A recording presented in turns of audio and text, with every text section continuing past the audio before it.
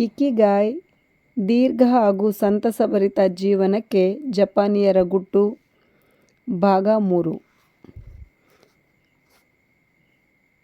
ಇದರಲ್ಲಿ ವಯಸ್ಸಾಗದಿರುವುದರ ರಹಸ್ಯಗಳು, ದೀರ್ಘ ಹಾಗೂ ಸಂತಸಮಯ ಜೀವನವನ್ನು ವೃದ್ಧಿಗೊಳಿಸುವ ಪುಟ್ಟ ಪುಟ್ಟ ವಿಷಯಗಳು, ವಯಸ್ಸಾಗುವ ಪ್ರಕ್ರಿಯೆಯನ್ನು ಮುಂದೂಡುವುದು ಹೇಗೆ, ಕಾರ್ಯಶೀಲ ಮನಸ್ಸು ಮತ್ತು ಯೌವನಭರಿತ ಶರೀರ. ಒತ್ತಡ ದೀರ್ಘಾಯುಷ್ಯವನ್ನು ಕೊಲ್ಲುವ ಆರೋಪಿ. ಒತ್ತಡ ಹೇಗೆ ಕೆಲಸ ಮಾಡುತ್ತದೆ? ಒತ್ತಡ ಇಳಿಸುವತ್ತ ಗಮನವಿರಿಸಿ. ಕೊಂಚ ಮಟ್ಟಿನ ಒತ್ತಡ ನಿಮಗೆ ಒಳ್ಳೆಯದೇ. ಒಂದೇ ಕಡೆ ಅಥವಾ ಸುಮ್ಮನೆ ಬಹಳ ಕಾಲ ಕೂರುವುದು ನಿಮ್ಮನ್ನು ವಯಸ್ಸಾಗಿಸುವುದು. ರೂಪದರ್ಶಿಯೊಬ್ಬರು ಹುದುಗಿಸಿಟ್ಟ ರಹಸ್ಯ. ವಯಸ್ಸಾಗುವುದರ ವಿರುದ್ಧದ ಮನೋಭಾವಗಳು. ದೀರ್ಘಾಯುಷ್ಯಕ್ಕಾಗಿ ಒಂದು ಗೀತೆ. ಇದರಲ್ಲಿ ಒಂದೊಂದೇ ಅಂಶಗಳನ್ನು ಈಗ ತಿಳಿದುಕೊಳ್ಳೋಣ. ವಯಸ್ಸಾಗುವ ಪ್ರಕ್ರಿಯೆಯನ್ನು ಮುಂದುವರಿಸುವುದು ಹೇಗೆ ಅಥವಾ ವಯಸ್ಸಾಗುವ ಪ್ರಕ್ರಿಯೆಯನ್ನು ಮುಂದೂಡುವುದು ಹೇಗೆ?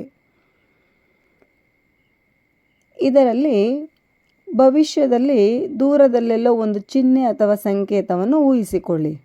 ಅದರ ಮೇಲೆ ಒಂದು ಅಂಕಿ ನಿಮ್ಮ ಸಾಯುವ ವಯಸ್ಸನ್ನು ಸೂಚಿಸುತ್ತದೆ ಎಂದಿಟ್ಟುಕೊಳ್ಳಿ.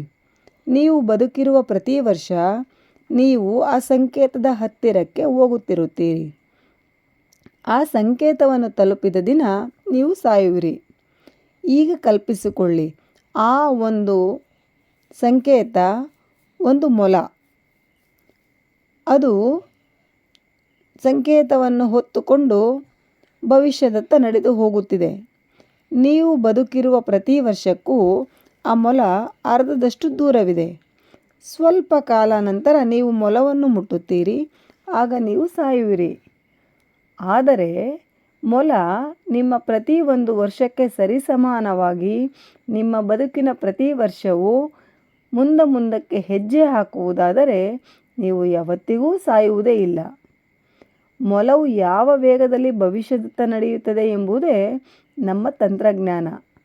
ನಮ್ಮ ಶರೀರಗಳ ತಂತ್ರಜ್ಞಾನ ಮತ್ತು ಜ್ಞಾನವನ್ನು ಹೆಚ್ಚು ಮಾಡಿಕೊಂಡಂತೆಲ್ಲ ನಾವು ಮೊಲವನ್ನು ಇನ್ನೂ ಹೆಚ್ಚು ವೇಗವಾಗಿ ನಡೆಯುವಂತೆ ಮಾಡಬಲ್ಲೆವು. ಇದನ್ನು ವಯಸ್ಸಾಗುವುದರ ಪಲಾಯನ ವೇಗ, ಎಸ್ಕೇಪ್ ವೆಲಾಸಿಟಿ ಎಂದರೆ ಯಾವ ಕ್ಷಣದಲ್ಲಿ ಮೊಲವು ಪ್ರತಿ ವರ್ಷಕ್ಕೂ ಒಂದು ವರ್ಷದ ಲೆಕ್ಕದಲ್ಲಿ ಅಥವಾ ಅದಕ್ಕಿಂತ ಹೆಚ್ಚಿನ ವೇಗದಲ್ಲಿ ಹೆಜ್ಜೆ ಹಾಕಬಲ್ಲುದೋ ಆ ಕ್ಷಣ. ಆಗ ನಾವು ಅಮರರಾಗಿ ಬಿಡುತ್ತೇವೆ.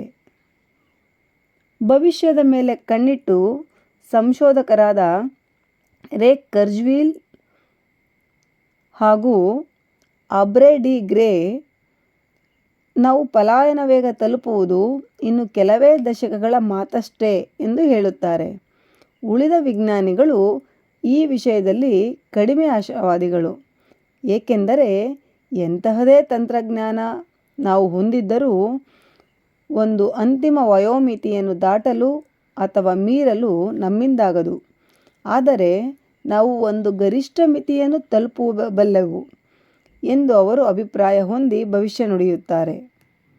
ಉದಾಹರಣೆಗೆ, ಕೆಲವು ಜೀವಶಾಸ್ತ್ರಜ್ಞರು 120 ವರ್ಷಗಳ ನಂತರ ನಮ್ಮ ಜೀವಕೋಶಗಳು ಮರುಸೃಷ್ಟಿ ಮಾಡುವುದನ್ನೇ ನಿಲ್ಲಿಸಿಬಿಡುತ್ತವೆ ಎಂದು.